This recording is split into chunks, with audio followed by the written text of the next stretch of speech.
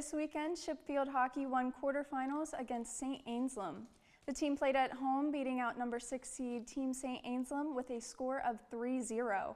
Goals were scored from Auguste Garibaldi and Kayla Snyder in the second half, and Carme Caracoche Pinoque in the fourth quarter with just over 2 minutes left on the clock. Goalkeeper Emma Albee managed a quick save against St. Anselm during a penalty stroke, resulting in the 12th shutout of the season.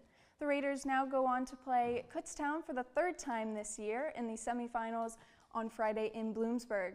The winner of the Friday's semifinal will face either number 1 seed Newberry or number 5 seed Westchester in the NCAA Division II championship game at Bloomsburg on Sunday. Women's basketball has tipped off their season with 2 games at home to start their long season. They hosted the 2025 Conference Challenge this past weekend and split the 2 games they played with a big win on Saturday evening. The win was highlighted by Abby Johns, who had an incredible performance in the second half to cap off an overtime win against Lincoln University. The Raiders then hosted another non-conference matchup last night against Point Park. Abby Johns led all Raider scorers again with 11 points. Mackenzie Thomas also tallied 10 points on 3 of 7 shooting from the field. The Raiders finished the game losing by 6 points. They will be back at home in December.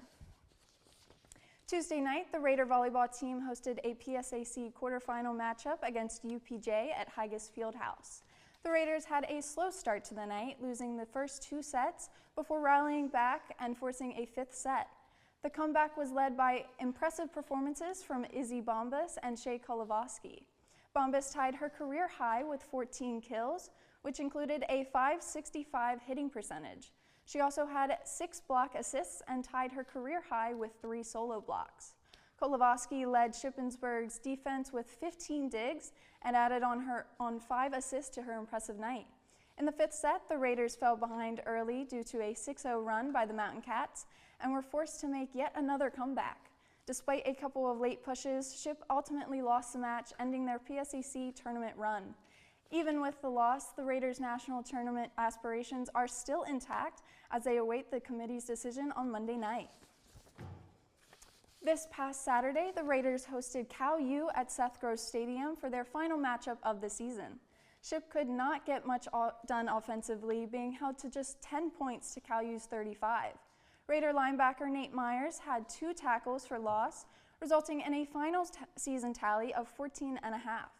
This was also the final game for Coach Mack, rounding out his 14th season as the head coach.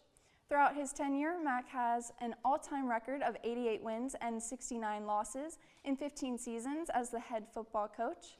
Ship also honored 11 senior players before the game.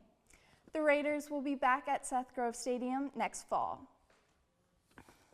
James Franklin, the former head coach of Penn State football, has joined Virginia Tech as their next head coach.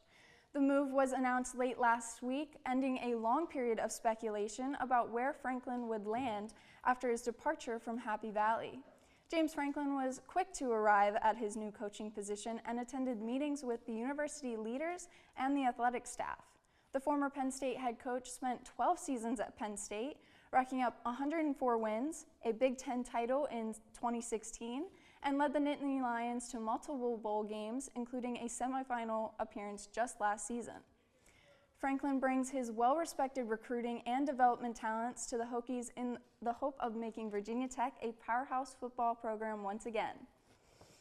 That's all for sports this week. I'm Samantha O'Connor. Now back to Lex and Walker at the desk.